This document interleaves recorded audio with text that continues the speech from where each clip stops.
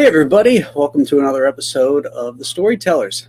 Tonight's subject is one of the most underrated artists in comics, but he's also one of the best to ever grace the medium. Also a friend of mine, so I'm going to really enjoy talking about the wonderful and great Jim Aparo tonight. Let's see who's in here first. Say hello to everybody. Man of War, Neighborhood of the Beast, Hail Amigos, hello. Dr. Mask's Retro Elixir is here. Hail Graham, hail Jim Aparo, hail chat. One of my faves and one of the first artists that I recognize their work. Hyper Kaiju says hail. JP Roca, hello all. Excellent, excellent. Okay, well, let's see. Let's start with the beginning with Jim. He was born in 1932 in Connecticut, where he was born and raised and died. He tried to get work from EC Comics in the early 1950s, and for some reason, they wouldn't hire him,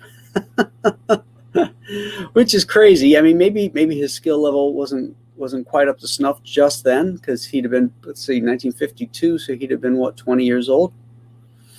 So he got work in advertising, doing fashion illustrations, newspaper ads, while trying to break into comics. He did a strip called Stern Wheeler. In 1963. It was written by Ralph Canna, and it was published in a Hartford, Connecticut newspaper. However, let's see. I want to share the screen because here we go.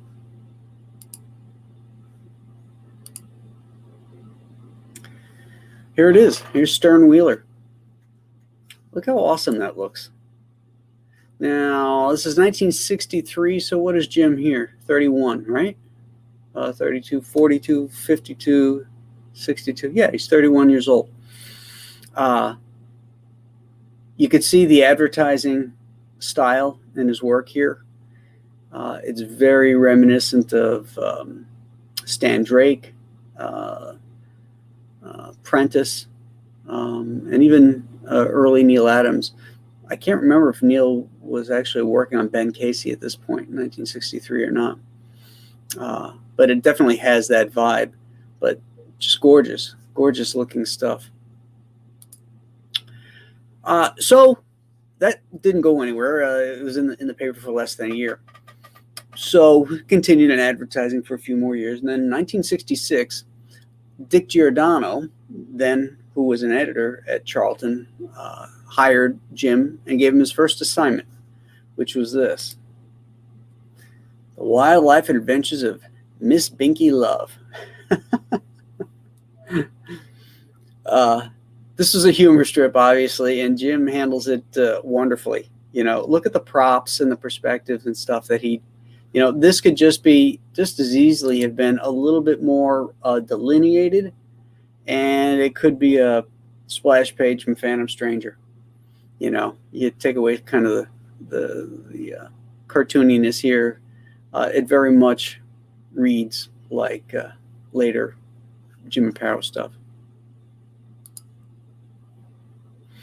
So over the next few years, Jim was at Charlton Comics, the low man on the totem pole as far as comic publishers go, but they were right there in Connecticut.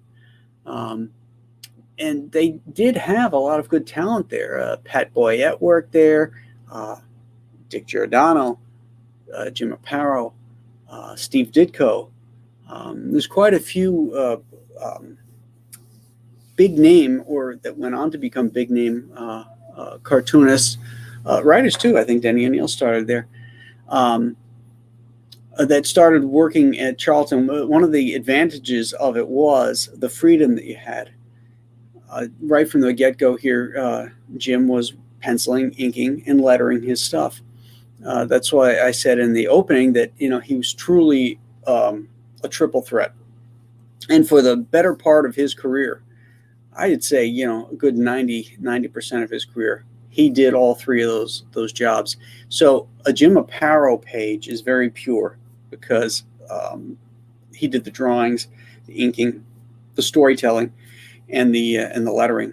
and he would design lettering so that it was part of the design elements of the panel. It wasn't just like, you know, a letterer had to letter around the artwork. You know, Jim incorporated the lettering into the artwork, which is what made, I think, his work so beautiful. So when Jim was over there at Charlton, he cut his teeth doing westerns, sci-fi, romance, horror, mystery, and anthology stories, as well as the Phantom. And Jim did a really good Phantom. When I took over the Sunday strip for King Features back in 2000, I think it was, Jim was one of the guys who I looked at. Of course, Cy Barry. But the biggest influence for me was how Don Newton handled the Phantom. Oh, Don Newton, another guy who started at Charlton on the Phantom. In fact, I think George Wildman took over after Jim had left and was doing stuff very mediocre. And then like 4 or 5 issues of Don Newton came on, exploded on there, and it was like, holy cow, this guy is really great. Of course, Don went on to a great career at DC Comics too. By the late 1960s, I'm not sure what the date was, but I think around 68 or 69, Dick Giordano left for greener pastures and an editorial position at DC Comics. And he brought Jim with him and offered him Aquaman. The original artist on the Aquaman book, Nick Carty, left the book, and Jim had to take over. And I remember Jim telling me that he never felt comfortable on that book because he always felt he was in Nick Carty's shadow. Because Nick Carty was one of the top DC artists at the time. In fact, Carmine Infantino called him the best artist that DC ever had. Nick Carty was an incredible artist, and he set the bar for Jim on Aquaman. Now this is some of Jim's early Aquaman work when he had taken it over, and you can see that kind of wider, almost boxer nose on Aquaman here. Aquaman is sort of beefier looking. It doesn't have that lithe figures that Jim Aparo became known for. That's because Jim was, trying like hell to mimic Nick Carty to a certain degree.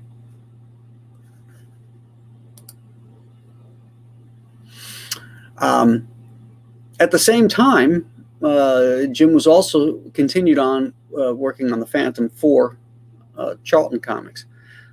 Reason being is that both Aquaman and the Phantom were bi-monthly, so it gave him the opportunity to do the two books and fill out his schedule.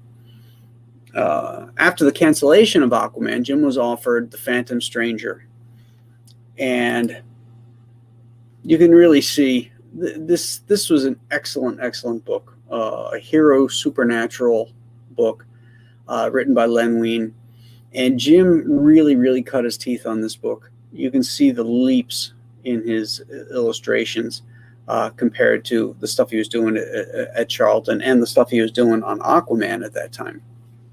Again, heavily influenced by his advertising illustration here.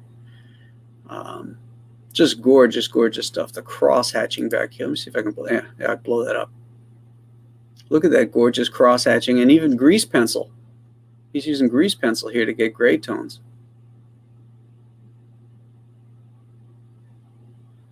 Great layouts, dynamic figures, and wonderful use of shadows, of blacks.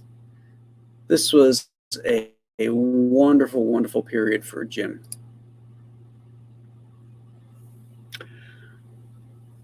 Aparo did a guest art job right around this time for Brave and Bold. It was issue number 98. By issue 100, Jim had taken over the series, and Brave and Bold was a team-up book. It had rotating characters in the beginning, but eventually it became Batman teaming up with Character X. I think the first one that Jim did was the Phantom Stranger with Batman, because he was the regular Phantom Stranger artist, and then so by uh, uh, issue 100, he had locked down. What is that? Just 2 issues. 2 issues later, he had locked down that gig, and he stayed with the series until the end, illustrating almost every issue. There's a few fill-ins, but he illustrated almost every issue, which was 100 issues. It went to number 200. Penciling, lettering, and inking again. Just really putting his stamp on stuff, and Jim found it fun as opposed to doing some other series that he did, because he was always getting to do new characters. So he, maybe got tired of drawing Batman, but next issue is Plastic Man, or Commandy, or whatever, whatever B-list character that they wanted to push, or A-list. They had A-list characters too, but primarily those team-up books were to keep copyrights going, and to expose readers and try out new ideas and stuff, and cross-promote existing series. So those were always a lot of fun. Not a big fan of Bob Haney's writing in those. He just didn't seem to get Batman. He once had Batman saying his bat sense had alerted him to danger. Like, what? Where the hell is that coming from?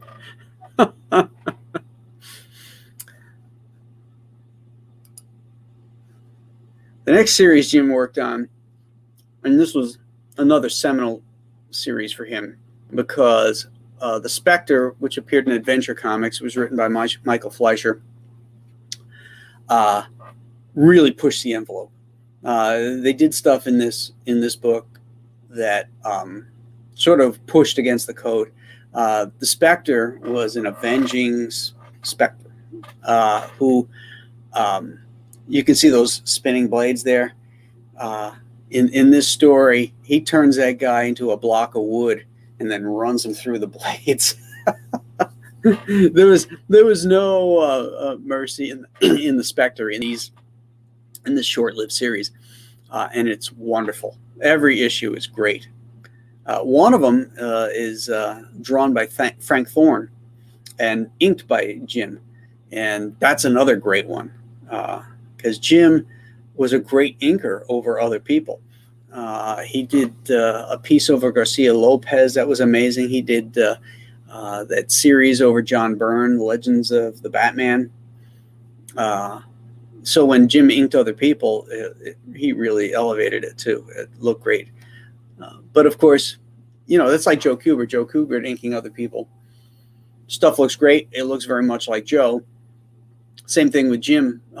Jim, you don't realize what a powerful inker he is until he inks other people. But this was just another awesome series. I love this page, and I love all these quiet pages, because it really shows an artist's chops to me. Anybody can do an action sequence. It's so easy to ramp up the drama in something like that. But when you have a talking head page where, it's just people and wearing regular clothes, and you can pull it off like this. Again, he's got this beautiful use of cross-hatching and line work for gray tones. This wonderful black shadows that he uses. He could draw wrinkles beautifully. Naturalistic poses. Him holding that business card looks great. Even him reaching for this gun. It's an unusual angle. It's hard to draw, and he nails it. Look at this, him pointing at this guy here. Look at this forced perspective too. The hand forcing here, but we've got this calendar going back. It's like, where's the horizon line on this? But it doesn't matter, because it all looks great. That's the mark of a great pro, is he can fake you out, make you think what you're looking at is right when in fact it isn't. But it's right for drama,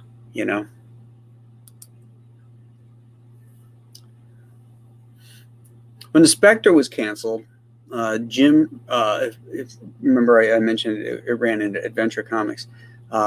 the strip that followed it was Aquaman, returning to Adventure Comics.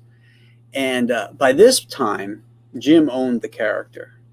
When he took over Aquaman this time, back is, or this is the Leith Aquaman that we all know and love. This is a great run.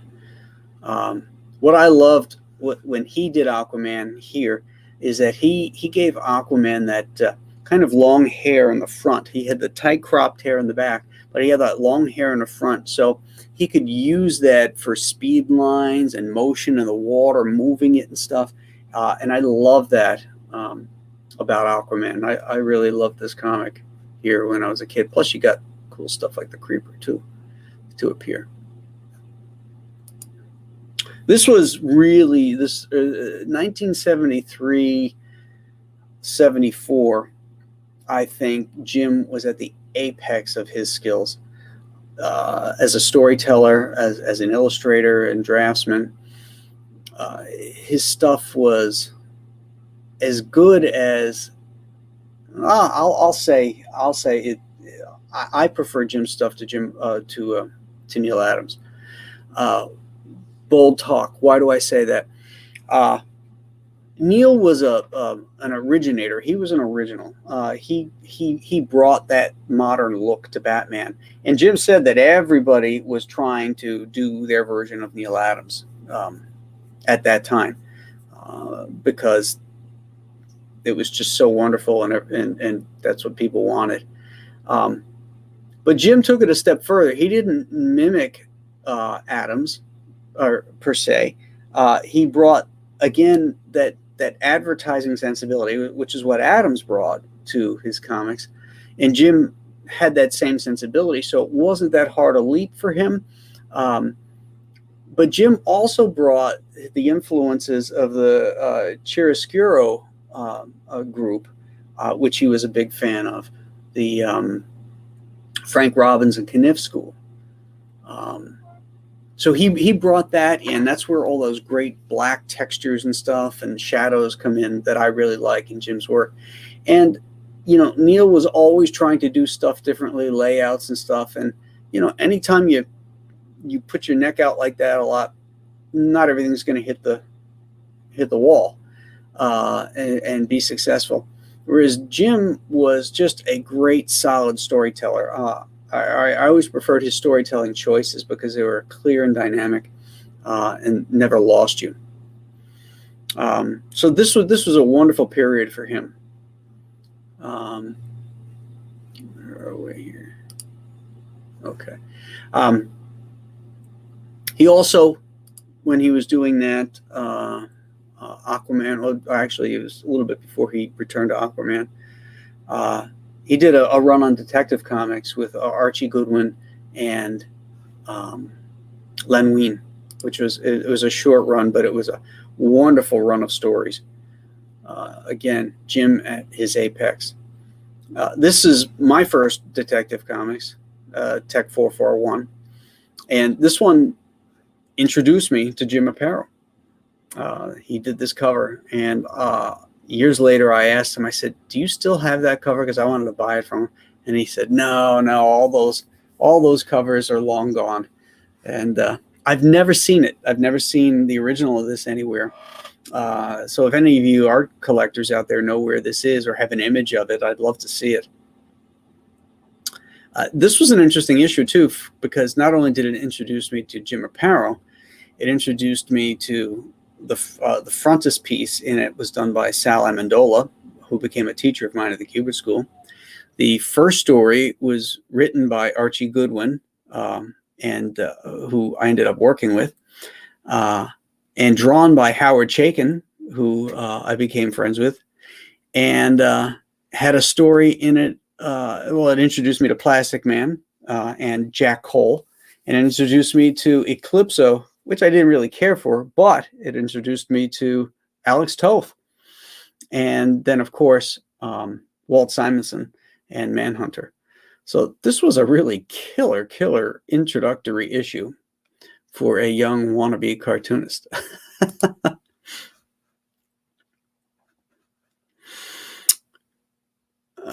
Yeah, so this was just an incredible period for Jim's work. Uh, and he kept that pace up until, I think, like 1978. I think I would say from 1973 to 1978 he was at his apex.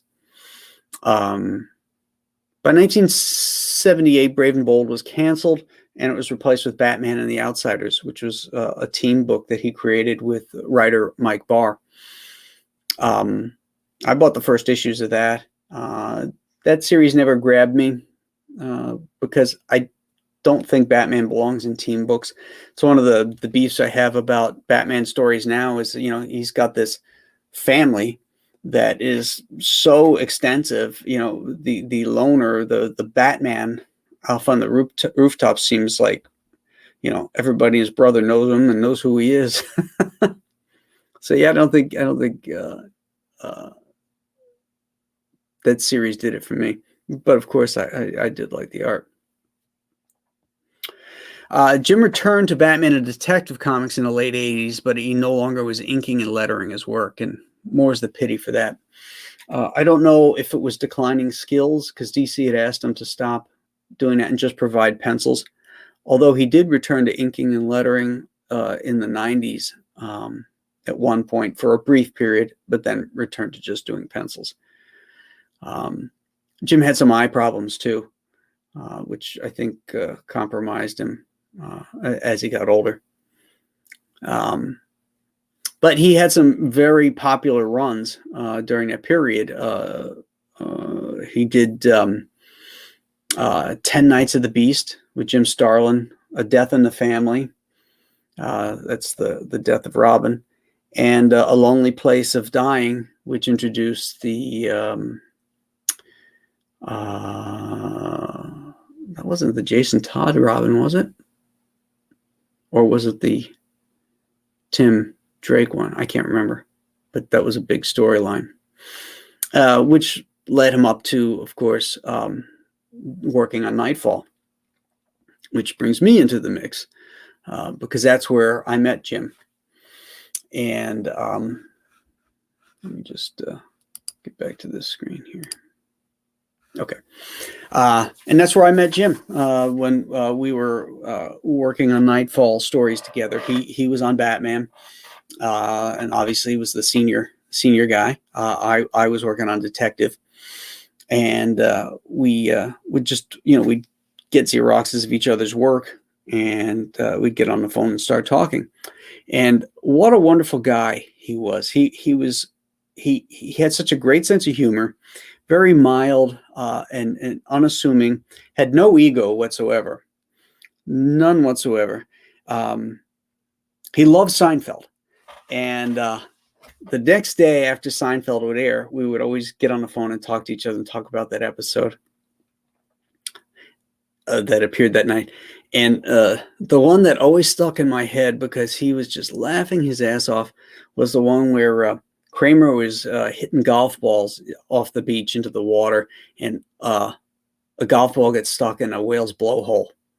And I remember Jim just going off on that one because of the absurdity of it, and he thought it was just hysterical. I got him a shirt, and I can't remember which one it was. It was either one of these two. It was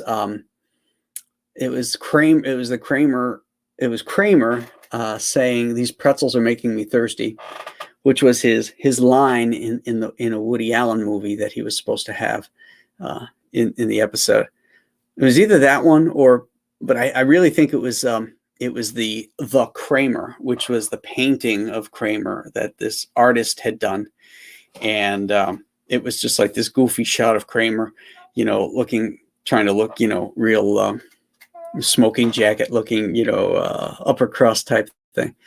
And it was a funny episode. And I got that, and he loved that gift. It just came out of nowhere and surprised him. Another great memory I have with Jim was we were at a convention. We were at the San Diego Comic Con, and well, let me back up. I was talking to him one time about the current flavors of comics, and this was during Nightfall, so it was around 1993. And Image was hot, and these guys were all making tons of money and doing well, and their styles were nothing like mine. They were sort of overly rendered, focusing on splashes and less on storytelling. And I was talking to Jim about that. I'm like, should I change my style? Should I work on trying to be like that? And he gave me some great advice. He says, no, don't change your style. Your style is you, and that's the product that you sell. And you just got to make that the best you that you can. And I thought that was great. It talked me off the ledge, if you will, of making a mistake and trying to mimic something that was out of my wheelhouse or not part of, the way I like to approach things. But in 1993, Jim was brought out to San Diego Comic-Con. This is the first time he's ever gone to anything like this. I don't even know if he's ever done conventions before, but he was being brought out by the convention because they do that when they present you with an Inkpot Award. And that's the award that recognizes your contributions to the art form. And so Jim and I and Chuck Dixon and a couple other guys, and I can't remember who all was there, we were all out in the lobby. There was a lobby bar at this hotel. We were all sitting there drinking beers and talking and listening to Jim regale us with great stories. And meanwhile, they're giving out his Inkpot Award. And Jim, again, no ego. He's like, he'd rather be here with the boys, having some drinks and talking comics and stuff like that. So out comes Archie Goodwin holding this award, and he's looking around, and he goes, Jim, comes up to Jim. He goes, look, you got an Inkpot Award. And he goes, oh, that's really nice. Oh, thanks a lot, Archie. That's really great. Thank you. Sit down, goes back to his beer, and goes back to our conversation. He didn't care about awards. He didn't care about any of that pomp and circumstance or any of that stuff. That's what I loved about the guy.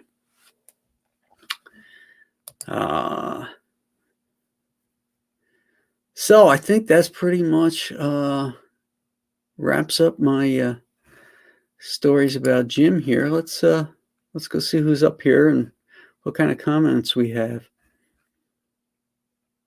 Leg Kick 1 is here. Hello. Orlando Herrera says Charlton had some good stuff. Yeah, they just had really crappy paper too. Charlton's Horror was great, says Dr. Mask. Orlando Herrera says my dad introduced me to the Phantom. Well, that's funny because my mom introduced me to the Phantom. Giordano was awesome. Another great guy. Giordano was an awesome artist. He was also an awesome administrator, an executive, and an awesome guy. He was there when I first broke into DC. And I think I recently told the story on the Professionals about how he reviewed my portfolio at a convention in Orlando after I was being talked up by one of the editors. And he just tore me a new one in my portfolio review. And he was absolutely right about everything. I mean, I think the editor who was talking me up set the bar too high. And but eventually, I got to know Dick and work with him and hang out with him. And at the very end of his career, before he passed, he was doing he ghost penciled some Rex Morgan strips for me. Did Dick Giordano help with the Defenders of the Earth back in the 80s. I don't know. I don't have any information on that.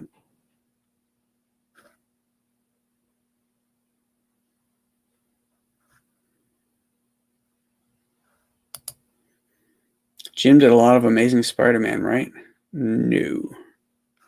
Jim didn't do any Amazing Spider-Man.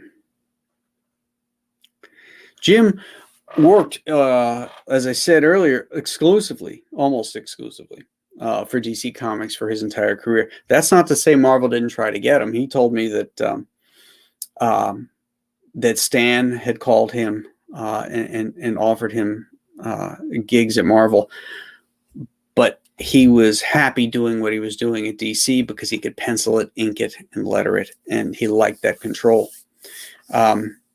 Jim might have been misremembering that it was Stan because years later, I think it was Tom DeFalco who told me it was him that had reached out to him because, by the time Jim was really kicking it in at DC, Stan wasn't editor-in-chief over there anymore. So, but regardless, it still means that, people at Marvel respected Jim's work and wanted him over there. Can you imagine Jim doing Marvel books? That would be pretty freaking cool.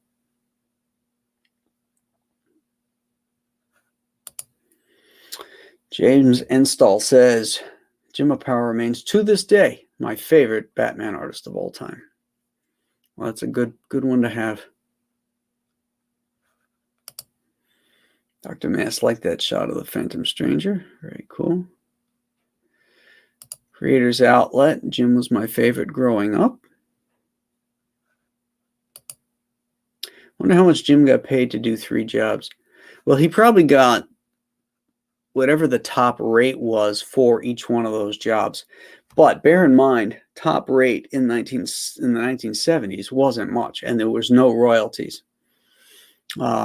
So, you had to produce. But doing continuous books every single month, when they were bi-monthly, he was doing 2. And when they were monthly, he'd do 1 and maybe another one every once in a while. But, it wasn't until like Death in the Family and certainly Nightfall where Jim finally got some big paydays on his royalties, and rightfully so. That's interesting too, is that, the loyalty that was there when Jim was working at DC Comics and when I was working at DC Comics, they were a small publishing company that published comic books.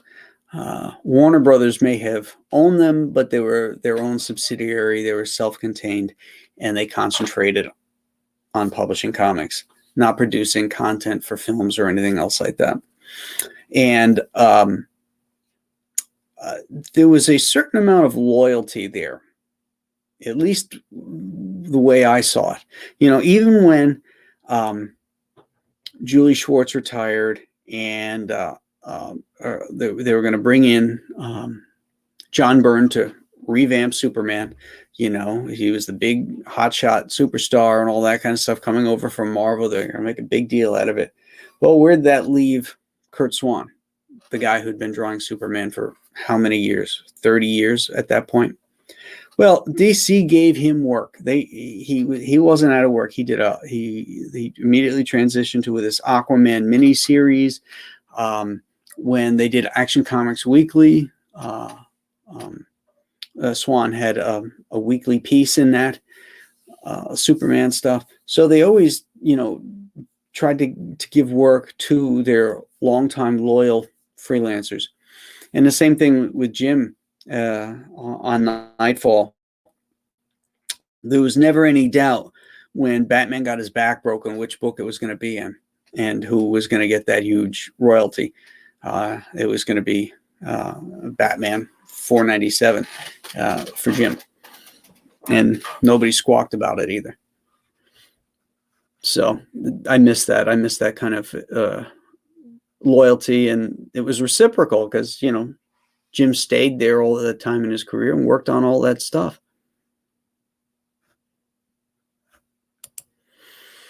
Aparo Spectre was iconic. Agreed.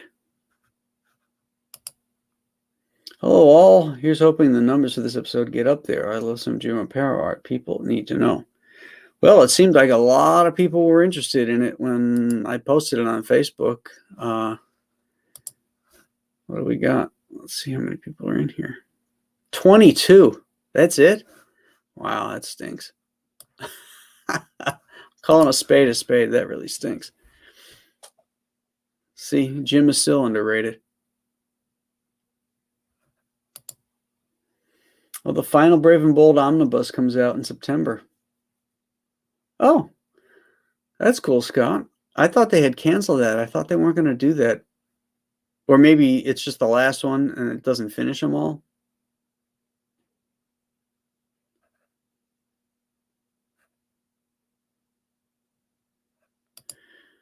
Like Guan agrees, I hate all these superhero families. Leave it for Shazam. Who's Shazam? I know you mean Captain Marvel. The real Captain Marvel.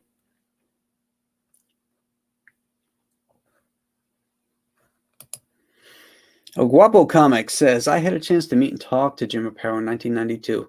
Even then, he seemed old, but there was no mistaking his artistic ability. His original pages were awesome. By the way, he was also grumpy in a pleasant way. Was he? Well, maybe caught him on a bad day, like anybody. I don't remember Jim as grumpy. Oh, thanks, Stat. Lonely Place for Dying or to Die was Tim Drake. Okay. Did Aparo and Swan ever work together? I would love to see Jim Inc. Kurt Swan, a Kurt Swan Superman, because I never liked Jim's version of Superman, but I love Jim's inking on anybody I've seen him ink, and to see him ink Kurt Swan doing Superman, I think would be really, really cool.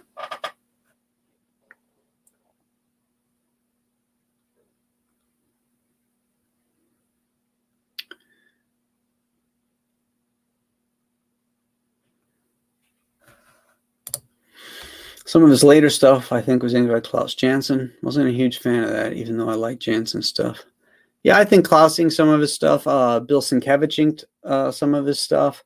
They put a lot of powerful inkers over him towards the end of his career.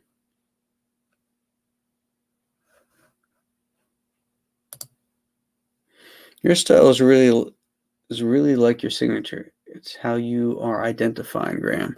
Well, thank you.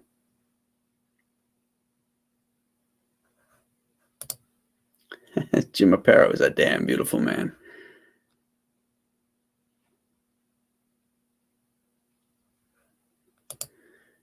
Jim might have not cared, but he did deserve it. Oh, I think you're referring to the Inkpot Award. Oh, I couldn't agree more. Steve Scott, I was the artist of the last issue of Batman Series 1, just before the New 52. I made an Aparo tribute in it, issue number 713.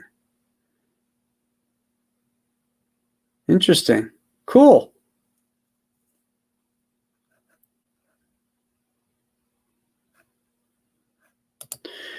Loved Aparo Spectre. I think some of the Phantom stuff is being reprinted by Hermes Press. Yeah, they're printing all that stuff now.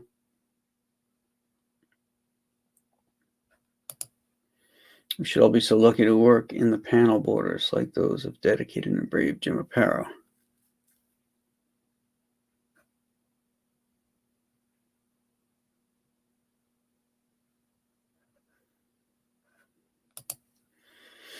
I did get to meet Jim at a New Hampshire con in the early 90s. He was very nice and would sign anything. He wouldn't sketch, I think because of his eyesight. I count myself lucky for that experience. Yeah, as I mentioned, his eyesight, he did have some problems. He had these like Coke bottle, very thick glasses too. big glasses. So yeah, I think he always wore glasses. I think his eyes were always a problem, but as he aged, I think they probably got much worse.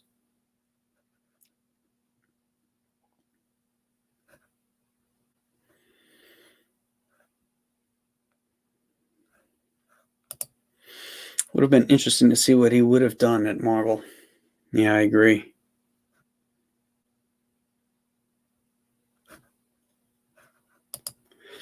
Those Dollar World's Finest wraparound covers are some of my favorite Aparos. I mean, his Supes, Bats, Robin, Black Lightning, Shazam, etc. on one cover. Amazing. Yeah, those are really cool. I just saw when I was looking for images for tonight's show, I ran across some originals of those World's Finest.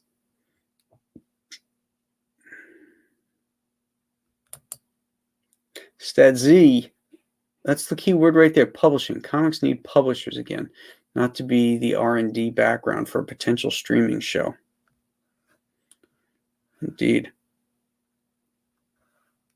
GP Roca says, yes, no more loyalty in comics. Actually, Howie Chaykin and Marv had first dibs on Man of Steel. Things like Luthor were Marv's creation. Mm-hmm. Yeah, Marv was writing that stuff first. You know, the Luthor as a businessman is what Arnie's talking about. The chubby businessman who is ruthless.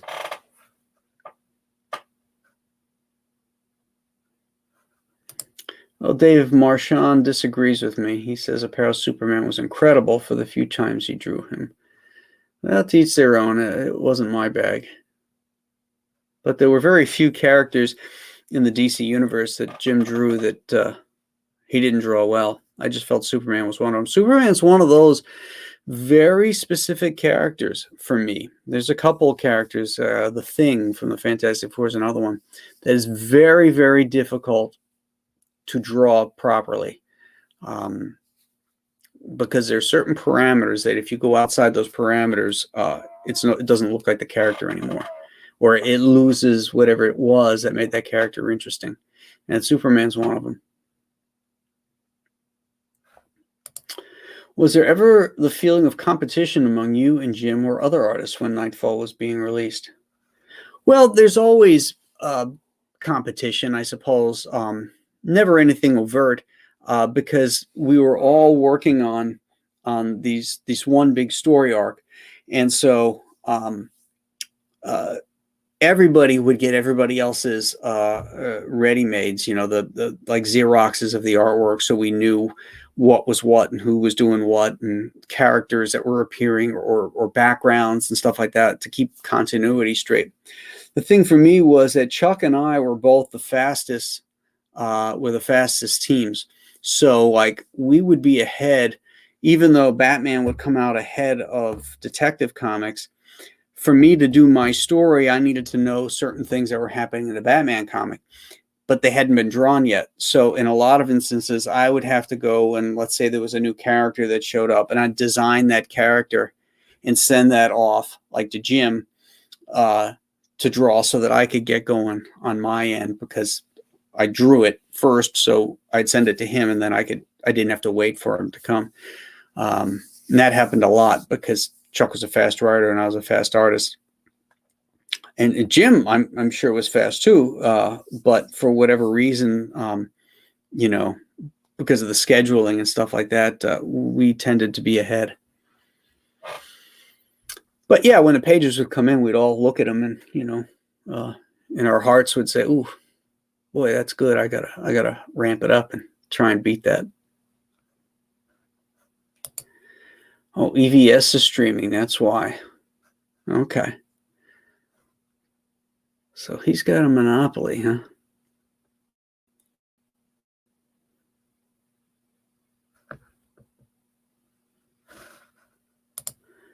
The LA, I love Batman. Paro's Batman. Top 3 Batman artists for sure. Now we're talking, Luis. Jim Aparo and Don Newton. Well, Don Newton and Jim, and I'd have to say Dick Sprang were probably the three guys that I modeled my Batman after. I took aspects of each of theirs, um, and brought that into my own style. Attaboy, we have a defector. Good man, leg kick one. Arnie says probably did a Connecticut gathering together. Can't think of them working together. Yeah, that's right. Yeah, Kurt lived in Connecticut too. There's that whole enclave of cartoonists that live in Connecticut area. Just a lot of the strip guys.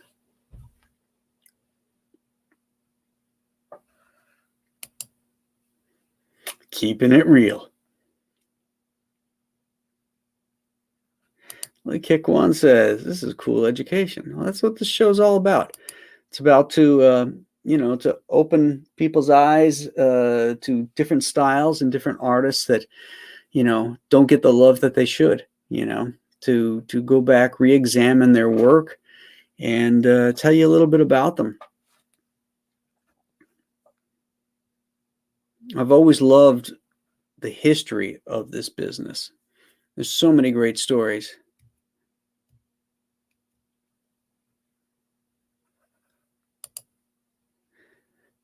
Any more to say about the giant-sized, two-fisted manly tails? In my latest update for Alien Alamo, which, by the way, if you didn't get the update, means you didn't back the Alien Alamo, which means you got to get over there and back it today. It's in the description of this show, the link. So go ahead and click that. But had you bagged it, you'd have had your Monday update. You would have found out that I'm putting together a hardcover book. Down the road, once I get a little bit further along with Alien Alamo, I've got a team of some of the top adventure writers out there, and we're going to produce a hardcover book called Giant-Sized Two-Fisted Manly Tales, and it's going to be balls to the wall testosterone adventure tales. No genres off limits. The only edict is that it's got to be high octane. So that's going to be coming up soon. And if you want more updates on that, back Alien Alamo, and you'll get them. You get updates every single Monday, folks. And thanks for opening that door, Dr. Mask. Made me seem a little less predatory. Did Jim ever draw the Shadow?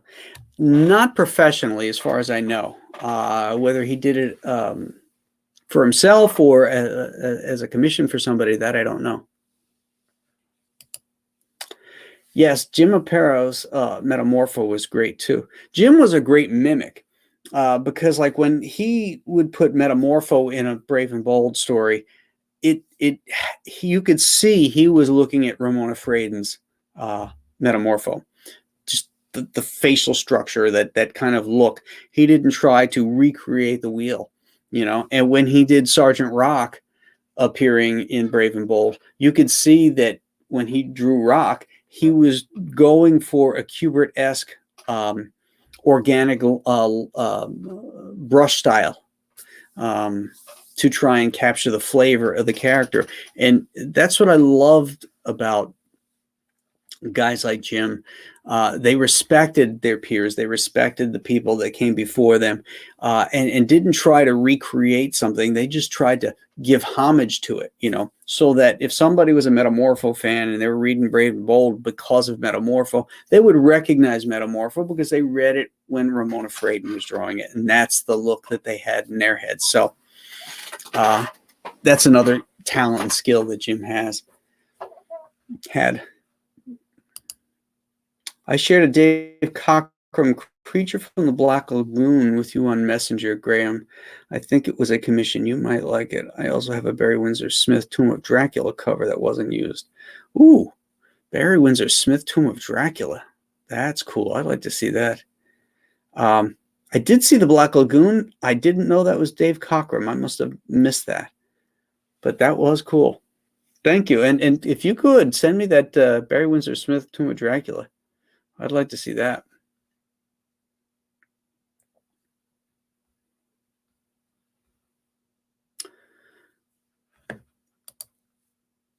I understand. There was a nice scene in Bateau 19 with Clark becoming Superman in the Daily Planet. That was cool. Bateau 19. Also, there was Aparo Supergirl from Two Brave and Bolts. Yeah, he did a nice Supergirl. I'm having a hard time with Bateau 19. What am I missing here? What is that? Batman. Oh, Batman and the Outsiders. There we go. Okay, thank you. I figured it out. All right, Batman and the Outside 19 with Clark becoming Superman in the Daily Planet. Okay, cool. Got it.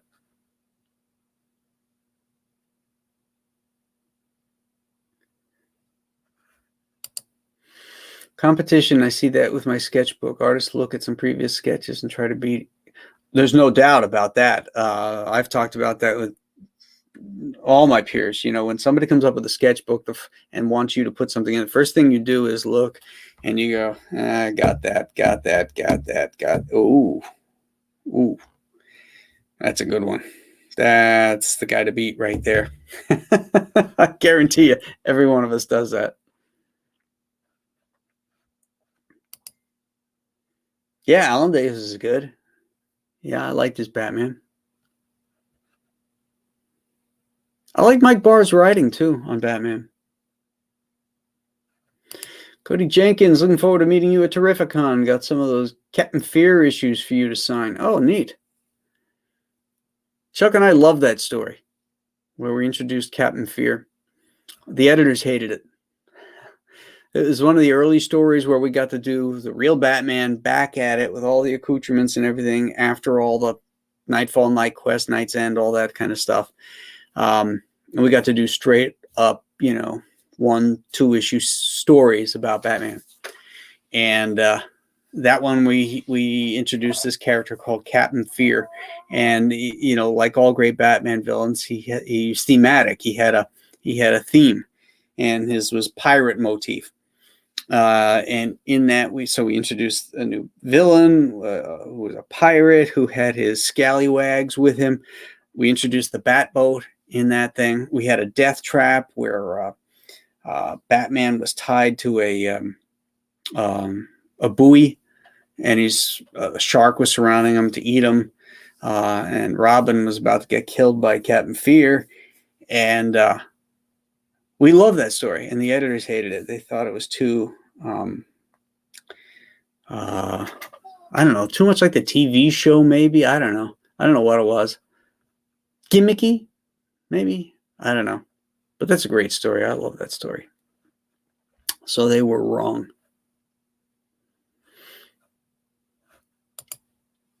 The dreams and stories and worlds of the beautiful dreams of artwork.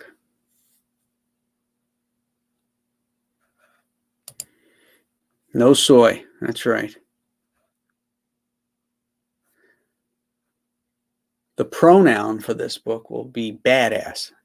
That's a noun, actually. But if I was concerned with pronouns, it would be badass. That would be this book. Well, that's a couple of us, indeed.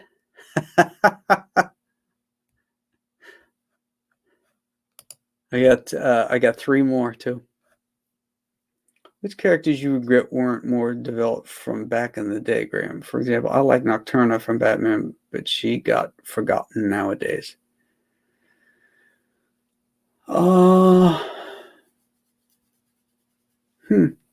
Can't think of anybody. I remember Nocturna. That was a Doug Mensch character. To dovetail with that, there were characters that were developed later on, but I think developed poorly and became bad characters, whereas when they were first introduced, they were much more interesting. For example, Killer Croc. Now he's DC's version of the Lizard, He's like a walking dinosaur, and he's big and huge and strong and all this kind of stuff. When he was first introduced, he was a thug, and he had this condition, this skin condition, that made him, like a crocodile. And he wrestled, in freak shows and stuff, wrestled alligators and crocodiles and stuff like that. And that's how he got his name, Killer Croc. And I really liked that character. He was just kind of a badass thug. And then they turned him into this kind of supervillain monster, which I don't care for.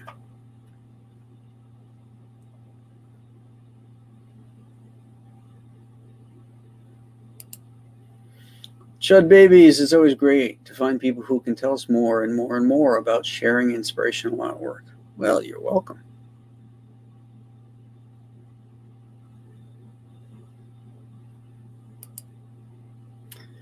There'll be a sign-up list when that comes out. And you can get on that. But again, updates on that will all be going to backers first. So if you haven't backed Alien Alamo, you'll want to get that, and possibly the Chinook as well, which you can get on the site as well, which was the first story. Yeah, I was thinking Ramona on Metamorpho. No one did it like her. I met Ramona a few years ago. What a great lady. One of the true pioneers of women cartoonists in the comic book industry. And she's still at it. She's 90-something years old, and she's still got mad skills. She did what do I have? I have a Metamorpho and Star Sapphire drawing. Star Sapphire? No. That's Green Lantern, right? What's Metamorpho's girlfriend's name? Something Sapphire, isn't it? Geez, I wrote a series about Metamorpho. I guess the memory is the first to go. It's been a while. But anyway, that she drew, and it's killer. It's very important to keep the memories of these artists preserved. I think Graham and Dan are the two I see doing the most work. Well, thank you.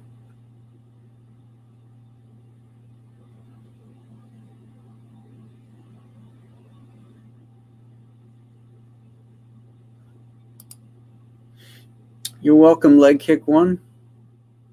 And he says he'll hook me up with a BWS cover. Thank you, sir. And you are welcome too, sir.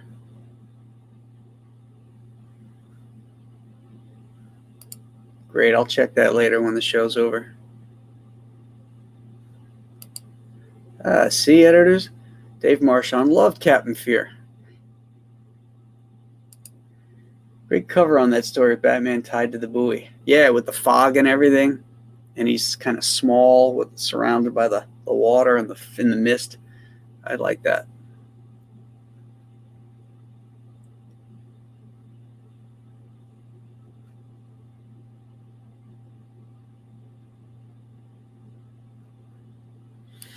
Don Perkage talking about Superman is drawn by Jim. It depends on the issue he was doing with Superman. When he was doing an adventure story with him, he looked too thin. That was one of my beefs, is he looked too thin, and I didn't like his facial features. But I loved when he appeared in the ending of Death in a Family. Daly agrees with me on Killer Croc. He was a gang boss and responsible originally for Jason Todd's parents' death. Oh, I forgot about that aspect. Makes it even cooler.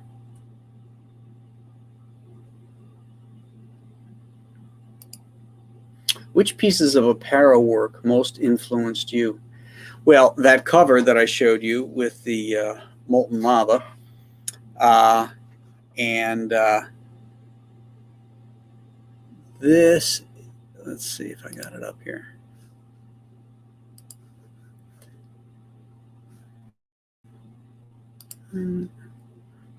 Bear with me a second here. Hold on a second. It was a...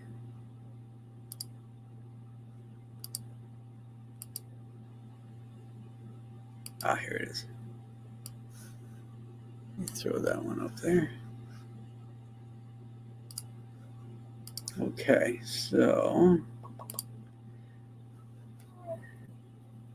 this was from Brave and Bold 114, which had Aquaman and Batman in it. And this was the first Brave and Bold I ever got, right around that same period. And it was my first introduction to Aquaman outside of when I would see him on his cartoon show. And he was a badass in this. I mean, he manhandles Batman underwater. There's a sequence where, and Jim draws him so stoic, like he's handling Batman like a man would handle a child, you know, and he just tears his rebreather out of his mouth, you know, just and takes him along because there's a misunderstanding and, you know, blah, blah, blah with the plot and all that.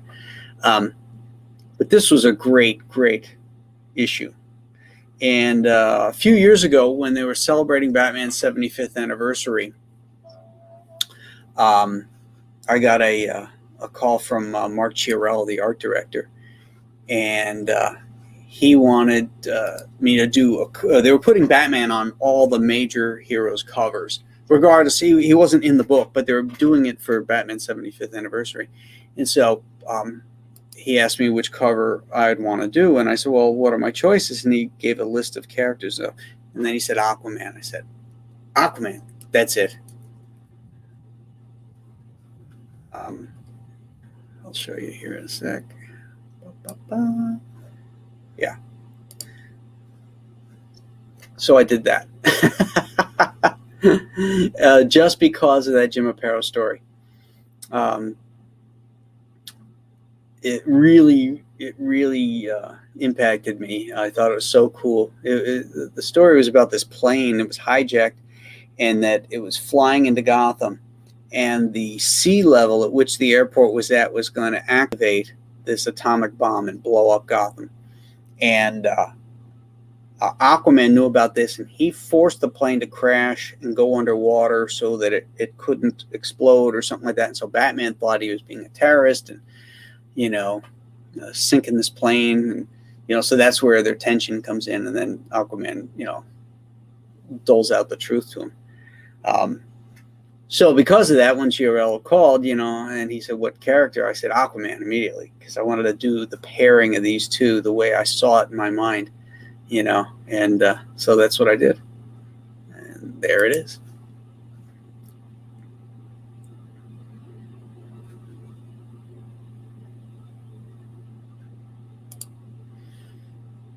Hey, would you say KG Beast was the prototype for Bane? No. I would say Doc Savage was the prototype for Bane. Sapphire. Okay, thanks. I was close. Will there be different artists on Two-Fisted Giant Size, Two-Fisted Manly Tales? Yes. Yes. It's going to be 10 10-page stories. 100 pages, hardcover.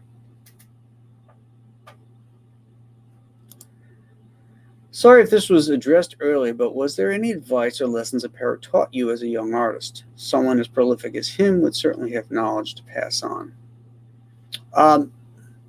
No, only the advice he gave me about not changing my style. As far as, you know, lessons or anything, I know Jim respected my storytelling.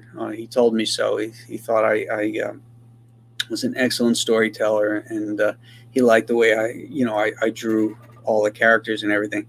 So he wasn't going to say anything about that. But when I was vacillating about whether I was going to change my style to match, you know, the popularity of Image Comics, he set me straight on that and told me not to, you know, to hold true to your own artistic visions. And it was great advice.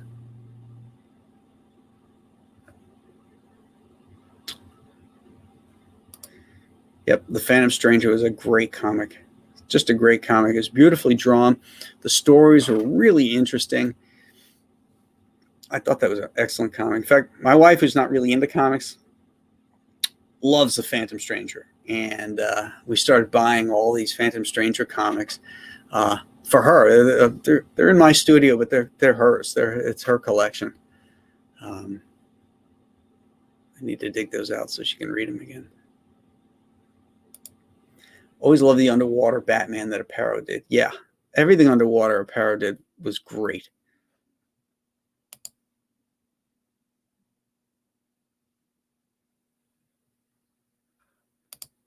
Did they make an action figure?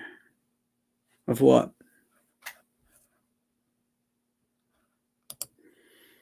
Nice. That Aquaman cover is cool. Thank you, JP. Thank you, Dave.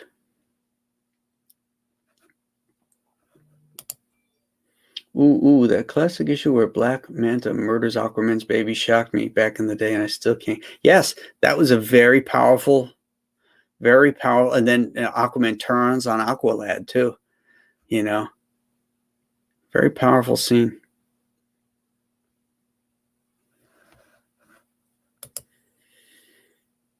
Chris Daughtry, Jim Aparo's Batman and Aquaman are forever how I see the characters. Thanks for this great discussion. You're welcome.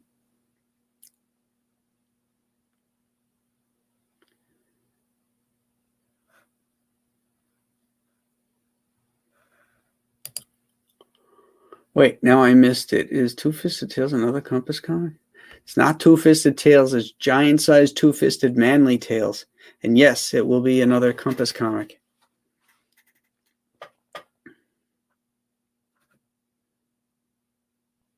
You backed Alien Almost, Dad. You should have gotten the update, right? Great advice from Jim to stay classic.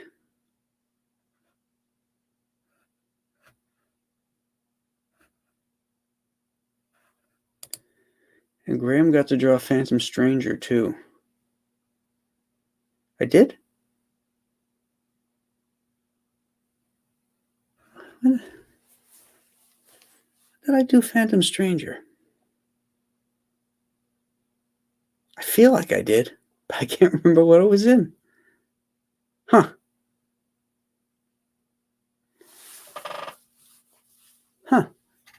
I feel like I drew him somewhere. Oh, well. After 38 years, you tend to forget a few things. Oh, Stedsy getting called out, not reading his email. Ooh. I don't know that I saw the update, but already know you have a backer here. Oh, I know that. I know you backed it. That's why I was surprised that you hadn't seen it, because it went out in Monday's update. I started collecting comics when Nightfall was coming out. I was 12. You, Jim, Norm, and Chuck had such an impact. Norm was a very underrated Batman artist, too. He and Alan Grant were doing some really great stuff on that series before Nightfall came out. Interesting characters, interesting villains like the ventriloquist. Great stories, dynamic stuff. Really, really underappreciated, those two.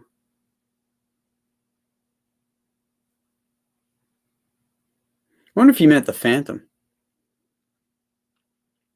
Not the Phantom Stranger, because, yeah, I drew the Phantom.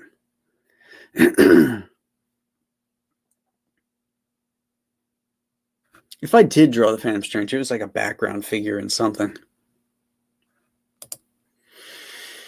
I miss the good old days when writers were aware that kids would probably be the audience expected for comics, but wrote knowing the parents would be reading them too. Yeah, truly all ages writing. It's a different kind of discipline, and I think some writers are way too lazy to do that, because you have to make it interesting to adults, but appropriate for kids as well. And that's that they used to be able to do it with ease, but a lot of guys today can't, because They're just too busy doing, their next Netflix project or whatever it is they're trying to launch. All right, gang. I think that's going to close it out for tonight. Next Wednesday, we're going to have a guest back. The great Dennis Cowan will be on to talk about his career and his involvement in the Icon line and the Black superheroes that they pioneered in the 90s and that DC is doing now again. So, and he's a big Jim Aparo fan as well, like we are. So anyway, Dennis will be on next Wednesday. He was going to be on tonight, but he's down in Hawaii, and he had something to do tonight. So he said, let's move it to next week. So right now we're scheduled for next Wednesday with Dennis. So that'll be great. Until then, my friends, I thank you for showing up, even though Ethan is streaming and sucking up all the audience. But I do appreciate you coming in, and always enjoy our chats. And we'll see you again next Wednesday. Have a great week, and have a great Independence Day, my friends. Bye-bye.